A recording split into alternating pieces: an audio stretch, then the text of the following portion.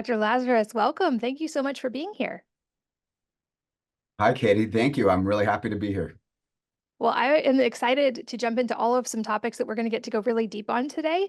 But it seems like for context and background, for anyone who isn't already familiar with your work, you have quite the incredible story of how you came to do what you do now. And so, for context, can you kind of walk us through what that journey was for you? Yeah, absolutely. It would be considered a life-altering event when I was young. Um, this is when I was 18. I was an athlete, and it was supposed to be a routine play, and it was anything but.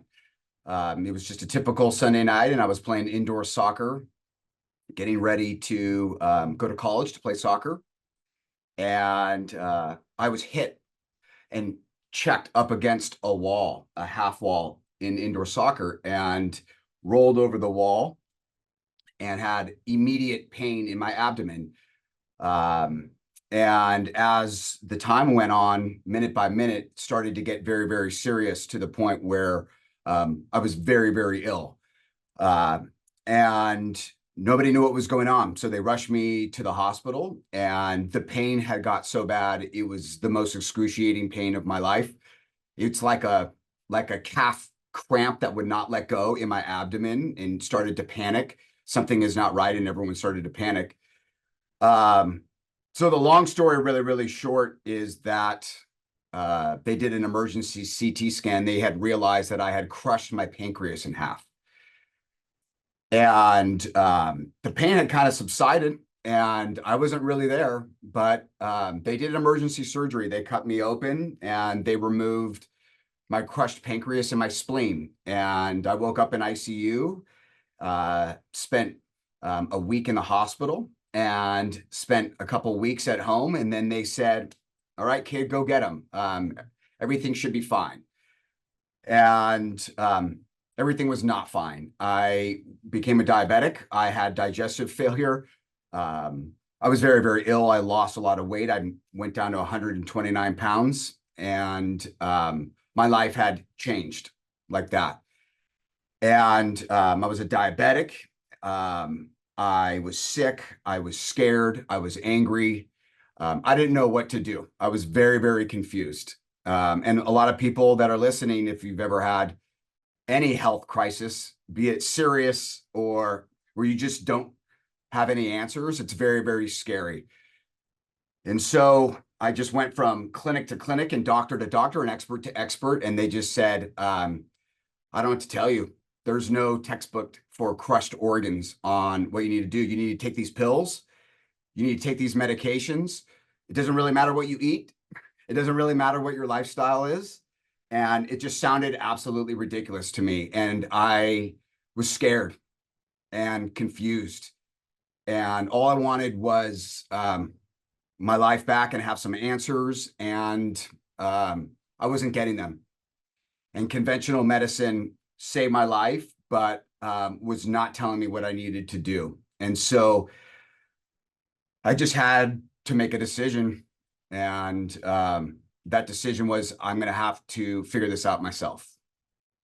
And so I spent the next 25 years and now where I am, still figuring it out and then implementing this plan with other people. So I decided I'm going to figure this is going to be my profession. This is going to be my career. This is going to be my mission. And so went to school, became a doctor of chiropractic, went into functional medicine, became a nutritionist, taught graduate students, got a master's degree, did all of the really important education, and started to create my own clinic in the Napa Valley and treat people. And it was very fulfilling, and I saw good results. But I had an epiphany, and that's kind of what led me to where I am today. And the epiphany is this, that if you want great results, you have to understand why people make changes. And I believe there are 4 reasons why people make changes. Number one is what I had, is when you're hurt so bad and you're in so much pain that you absolutely have to. Your back is against the wall and you have no other choice. And this happens in all aspects of our life, right? It could be in our career, it could be in our family, it could be in our relationships. It's just where we don't have any other choice and we just need to make a decision and move on. The second one is when you learn enough that you want to, like this podcast, and books.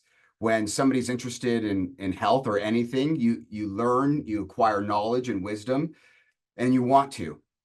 The third is when you witness enough, you're inspired to, watching people do great things, listening to other people do amazing things. So there's that. And then when you receive enough that you're actually able to. And so the realization of this allowed me to say, okay, you know what? I have all the plans. I have all the food plans. I have all the supplements. I have the functional medicine paradigm. What I really need to get to is what's in here and what's in here with my patients. And so that was really the genesis of the Lazarus Method. And I'm looking forward to sharing it with you. But these are universal things that I think we've all been through. And, my goal now is to, inspire and educate and teach people. I love anytime I get to hear a story of someone having their own struggle or pain and then finding healing and then turning that into a way to help others. I think incredible results happen when we get to go through that journey ourselves and then transmute that into a way to help others. And like you, my health struggle was Hashimoto's, and I can resonate with some of those things you were told, especially about food not making a difference, lifestyle not making a difference. I was told I would have it for the rest of my life, which I don't. But I think that all points to questioning the paradigm. We're asking better questions to get better answers. And something listeners have certainly heard me say before is that we are each our own primary healthcare provider. At the end of the day, the responsibility lies with us, and the choices that we make daily have the biggest impact. And we are the ones making those choices. And I also believe an extension of that is we are each our own healer. And in both cases, we can work with practitioners. And I feel like that's very valuable when we can, especially practitioners like you who understand the deeper causes of things and the multifaceted approach that's required. But I just love to, anytime I get the chance to say, we are still at the end of the day our own primary healthcare provider. And when we step into that responsibility, can have the biggest results. So you mentioned the Lazarus Method. It sounds like it was very much inspired through your own quite incredible healing journey. I would love to go deeper on that and have you explain some of the pillars of the Lazarus Method and how those come into play in your practice. Yeah, well stated. Um, I think we learn a lot about ourselves when our back is against the wall and we need to pivot, we need to improvise, we need to adapt. And I believe everyone should take responsibility of their health. But health can be very confusing and it can be a lot of pressure in there. Like, think about all of the health information that we're exposed to right now. It is all over the place. It's conflicting, it's polar, and it creates a lot of paralysis by analysis. And even, the more I learn, the less I understand. And so the Lazarus Method is kind of my mission. This is my journey. This is what I've witnessed with patients over the last 2 decades of working with thousands and thousands of patients. And it is a holistic framework, and everyone has a different framework. And so this is a flexible formula. It's not a fixed formula, but it encompasses 7 essential elements, and it's nourish. So nourish is what we put in our body, right? And I know you've had many conversations with very educated people. It's our food, it's our hydration, and it's the supplements that we need, and often the supplements we don't need. And there's ways to now personalize that. It's our rest, it's our sleep. We all know how important sleep is, but the research in the last decade is amazing about what it actually does to the brain and our hormones and our neurotransmitters. So that's the rest pillar in the Lazarus Method. And then move. Movement is obviously exercise, but it's way more than exercise. You don't need to be on a treadmill every single day, or go into the gym 7 days a week. I can get into the different pillars of movement, but that's the bottom of the Lazarus Method: move, rest, and nourish. On the top, these are a little hard to quantify, but very, very important. And that is learn. And learn is gather information, Um, Also, challenge conventional wisdom. Challenging conventional wisdom is very, very important.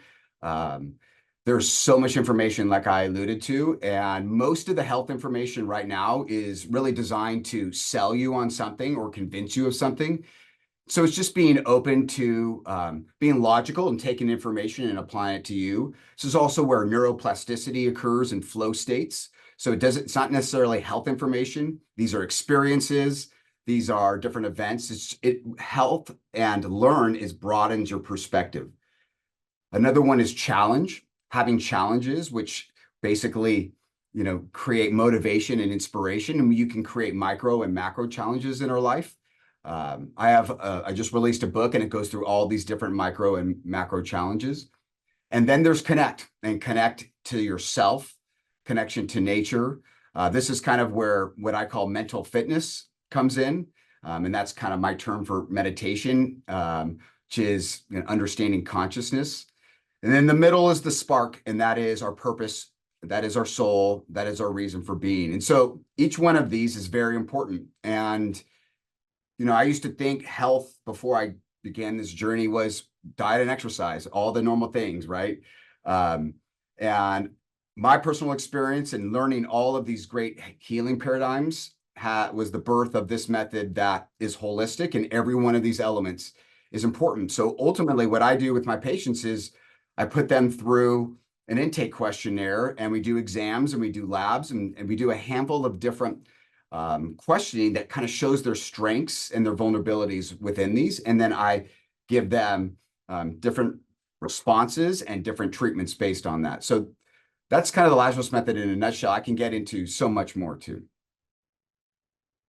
Yeah, and you guys listening, stay tuned because we're going to get to do a second interview that goes deep on the specific pillars. But I think there's so much wisdom. I love that you especially put in things like learn and connect and challenge. I think and you're right, you touched on we get so much conflicting health advice. And even just scrolling Instagram, I feel like in 10 minutes, you'll get you need to be vegan. No, you need to be carnivore. You need to avoid the sun. No, you need to get lots of sun. You need to hydrate. No, you're going to deplete your minerals. It's like constant bombardment of conflicting health advice. And I would love to kind of build a framework in this interview for how we learn to sort through that and to ask better questions. And specifically, like kind of understanding the health game. I think you had a quote about not having rules, but having reasons. And I would love for you to explain that because I think there's a lot of freedom when we can make that mental shift. Yeah. Not many people like rules, especially with food, right? I eat this food plan, I eat this diet, I'm in within this column, there is confinement. And I know and probably many of your listeners are familiar that food is way more than fuel. It's connection, it's bonding, it's information, it's medicine. There's obviously bad foods, but understanding that being in a very, very tight confinement for long periods of time can sometimes create these brief diet moments and then kind of bouncing around. And I've seen a lot of that. And so, to your point and your question is reasons, not rules. When I say I want you to sleep and do this, I want you to move this way. I want you to wake up and set an intention and practice mental fitness. I'll explain why. What is the return on investment? What's the ROI on these? Why are you doing this? Um, and really, it really comes down to, what is each individual's belief system? What are their priorities? What's their version of success? And that's where just, sitting down and talking to people and understanding why they're doing these things, and then giving simple explanations about here's the reason why I would do it, rather than, okay, I looked at your labs and you need to do X, Y, and Z. You know, once we start tuning into what we need and you have a partnership with a holistic practitioner and there is a synergistic alignment of what your goals are, and I can provide exactly what you need with lab tests and different food plans and different personal training plans and prescriptions, that's where a lot of power comes in. So a lot of analogies and metaphors and just making it simple for each patient to understand. That makes sense. And I love that you also touched on how individualized it is and how each person is somewhat different. I've seen in the past 15 years of being in the health and wellness world, kind of the pitfalls that happen if we latch on to any particular approach as if it were a concrete black and white blueprint versus using it as a starting point to figure out our own best system. And I think that there's a duality there. I think there's incredible wisdom that we can learn from, in my opinion, literally everyone we encounter, and certainly all these people sharing their experiences and their stories. But I think it's important to keep that framework of understanding that's a starting point. And it's why I am hesitant to share in great detail, like, here's my own exact supplement routine, here's my own exact anything routine, because I wouldn't want someone else to just try to implement that exactly as is, because I believe it wouldn't have the same results necessarily for them. I think the wisdom lies in being able to take the knowledge and the understanding that other people have learned and then apply that to ourselves, do our own experimentation, like you said, use our own labs and dial in our own approach. And I also love your approach of questioning things, because I do definitely have rebel tendencies. And like you mentioned, if I try to give myself really rigid structure and rules, I find my psyche wanting to rebel against it. And the opposite then becomes appealing strictly because it's forbidden. And certainly any parents might have experienced this with their children as well. Do you have any suggestions for learning that balance and learning how to walk that line and to create things that help us to like really anchor in our reasons versus rebel from our rules? Yeah, it's a great point, and that's really the fundamental part of health. I believe health is balance and consistency. Um, it's not perfection, it's just making progress. So balance is huge. It's literally its entire chapter in my book. Um, what is balance? I mean, balance is walking the line between chaos and order. And too much order is unproductive. We know this. There's ancient philosophies like Taoism that have said yin and yang, right? This is surrender versus control, or proactive versus reactive.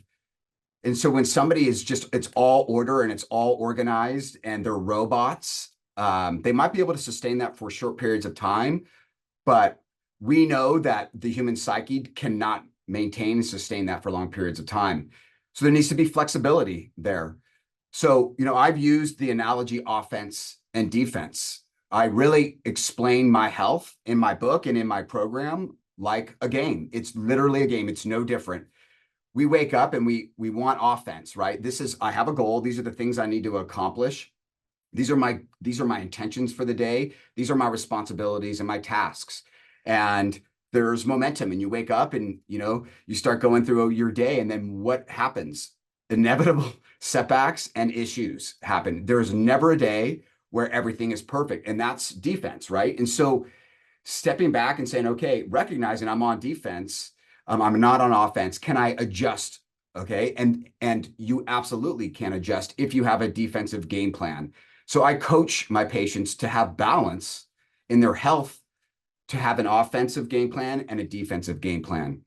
And this is what I call like floors and ceilings. So setting a ceiling goal is I'm on offense. I'm leaning forward. I have momentum. I'm accomplishing things. It feels great. And defense is I'm pivoting.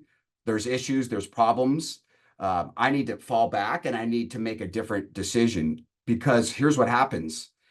If you have ceiling goals, you're trying to accomplish this, whether it's career or family or health or all what you're trying to accomplish, and you're on defense and there's a gap there, and that gap feels like failure and disappointment, and we don't like that, and that does not feel good, and people will bail on their plan or be frustrated.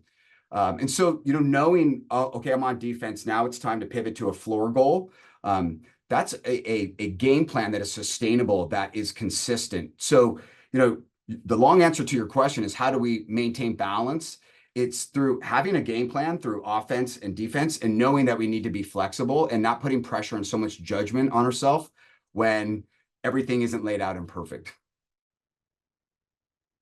I love the analogy with playing offense and defense in the game.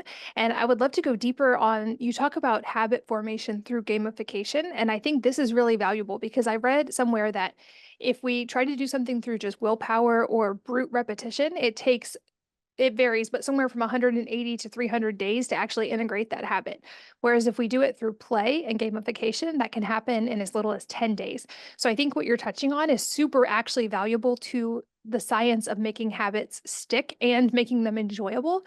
So, how do you walk people through, or how can we build good habits through bringing in this element of gamification? Well, so many great books out there on habit formation, right? Um, and I've read them and I've implemented them and I've used them with my patients. And I truly believe that we are just the aggregate or the sum of all our decisions. And if you really want to decide, do I have a healthy lifestyle or unhealthy lifestyle? You literally just audit your decisions every single day. And if you're making a lot of good decisions and you're not making a lot of bad decisions, that would be considered a good, healthy lifestyle. And these are just habits. These are rituals that we do. And the habit formation through gamification is making that process enjoyable and making sure it's important to you. So I have everyone fill out literally their values in that moment because our values and our priorities change throughout our life. And it's a quick audit. It takes 15 minutes and it's just things they think about, talk about, are inspired about, read about, and it kind of falls within 8 categories of our lives. And this is our, our career and our family and our relationship and our health and well-being, our social, our spirituality and our personal development. And if you audit that and you kind of know where your values are, and you can set some goals, then we can go in and we can start making a game around it. And I will take that information that somebody has provided and we'll make it, we'll try these little micro challenges based on this value. We'll wake up in the morning, we'll set this, and then at the end of the day, we'll kind of reflect. And it's powerful what happens. Most of the time, people are not executing it, which are not failures, they're just lessons. But those lessons end up growing and growing. And the next day, they apply it again. And this progress, this momentum can start to occur. And if it's just confinement and a rule and you're not enjoying it and it's somebody else's values and beliefs, you're going to have a hard time latching onto that. So in short, it's your values, it's your goals, it's kind of understanding your version of success and waking up and saying, these are a couple of things I'm going to work on. These are intentions. I'm going to have fun with it. I'm going to reflect on my day in a tiny couple minutes. And then the next day I'm going to apply that. And then every day just becomes kind of a game. And then ultimately they blink. It's been a week, 3 weeks, and they're ingraining it as their rituals. Yeah, I really love that approach. And I think this is valuable, like you touched on, in all areas of life. And this is why years ago I stopped setting New Year's resolutions for myself because those felt more constricting and very black and white.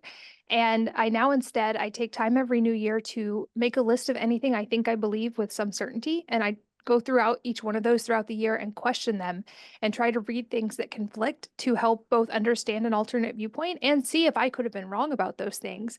And I also build in challenges, even outside of health and wellness, either monthly or quarterly, something that's new and out of my comfort zone and that challenges me, because I think that's valuable, that learn piece for neuroplasticity and for just that experience of doing something challenging that's a little on the edge of our ability or comfort zone. So for me, that's been simple things like I took voice lessons once. I've learned how to solve a Rubik's Cube. Just things that I feel like challenge me are a fun way to re-engage and get out of my comfort zone. And I don't know if you have kids, but a lot of these things you're talking about, I always think through how can I also integrate these in my family culture and help my kids have a solid framework of these things from an early age. And it seems like with gamification, this is going to be such a fun way for kids to learn about these things and integrate them in their own life. And I think it's that balance with kids of educating them and recognizing their incredible capacity to understand and make good choices while also honoring their autonomy in making these choices. But if you do have kids, or even if not, like any suggestions for, translating this into how we raise our kids, of course, modeling it, but anything else we can do to help them build this in? Yeah. Yeah. You learn a lot about yourself with kids, right? Yeah, I have a 14 and a 12-year-old. And as you know, and as many parents listening know, there's all unique stages and phases, and they're all great and they're all challenging in themselves. Um, yeah, I have a lot to say with raising kids and health. We kind of created our family values, and whenever something comes up that they're learning, they're deciding on, they're disputing, and we talk about it as a core family, and we discuss it within our core values. And so the gamification I have used since they've been little. Putting the greens juice and saying this is Shrek juice. And I bet you can't drink that Shrek juice. Those are little hacks that we do that it's more manipulative and right. But gamification now with a 14 and a 12-year-old is setting challenges for them, be it school or sports or friendship, and getting out of their comfort zone. Right now in their adolescence, there's a lot of internal conflict and they're figuring themselves out. And so, we just sit as a core and we talk about all of these, and together we'll set challenges about their headspace, their school, their friends, their relationships, the voices in their head. I really get into understanding, having them understand the roommate in our head that is always talking to us. And no matter where we go, saying you should be doing this, or you shouldn't be doing this, or you're not good at this. And so with a 14 and 12-year-old now, it's really a different type of lesson. It's a different gamification where they're open, they understand, they're a witness and an observer of all these thoughts and their emotions. And that's been huge for them at that age. And that's the mental fitness part that I believe any kid at any age from about 5 years old and up is very valuable to be able to learn and listen to those voices in our head. I love it. And I feel like kids are naturally wired for that because they come out of the box so creative, willing to ask the question why over and over and over, as any mom of toddlers knows. And so I love that if they can build these habits and understand these things from younger and younger ages, I feel like that's going to help really create lasting change with future generations. And I also know from researching for this episode that you have quite the incredible list of success stories from your patients and people you've worked with on this. Can you briefly touch on some of the results that people you've worked with have had, and also where people can find you online if they want to continue learning about these different pillars? Yeah, of course. Um, yeah, I've had 20 years of blessings of working with all different types of people, and people that um, I connected with and will never forget and change their life, and people that I did not connect with and learn from, and how can I get better? Part of my story is me healing myself and then healing others. And so it's probably the most fulfilling career I could ever think of. It's my mission is to share my story and my method with people. You know, Ultimately, my goal is to be able to connect with them in here and in here. And there's so much surface goals. And I feel like I have the ability now to really discuss what is driving them to do these things. And there's vulnerability there. And filling out a couple of these worksheets that we give them in our program really helps reveal why they're doing this, and they might not even realize it. But when somebody, puts aside their ego and looks inside and says, why am I doing these things? That's where the magic can really occur. And so I've been honored to work with a lot of people with this. Yeah, the Lazarus Method is, there's a book out. It's called The Essential Health Playbook.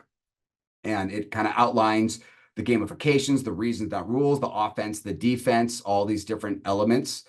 And we have, coaching programs that people do that is from fully automated all the way to, one-on-one functional medicine, deep lab testing. It really just depends on the person and, their willingness to dig deep and get healthy from a functional medicine lens. But yeah, there's various resources we have. We have, toolkits and quizzes where you can audit your health and see where you fit, in the essential health elements. That's free. You can see on a polar chart where your strengths are just by, answering a few questions. And then we have toolkits that kind of say these are the guidelines for optimal nutrition and sleep. And, those are all complimentary as well. And that's all on the lazarusmethod.com. Awesome. And I will make sure all those links are in the show notes at wellnessmama.com for any of you guys listening while driving or working out. And stay tuned for our next conversation because we're going to get to go deeper on each of the pillars and get some specific actionable advice related to each of those. But for right now, Dr. Lazarus, thank you for your time. It was incredible to hear your story and also to get to delve into gamification and habit formation and everything we talked about today. Thank you so much for being here. Yeah, thank you, Katie. And thank you for listening. And I hope that you will join me again on the next episode of the Wellness Mama podcast.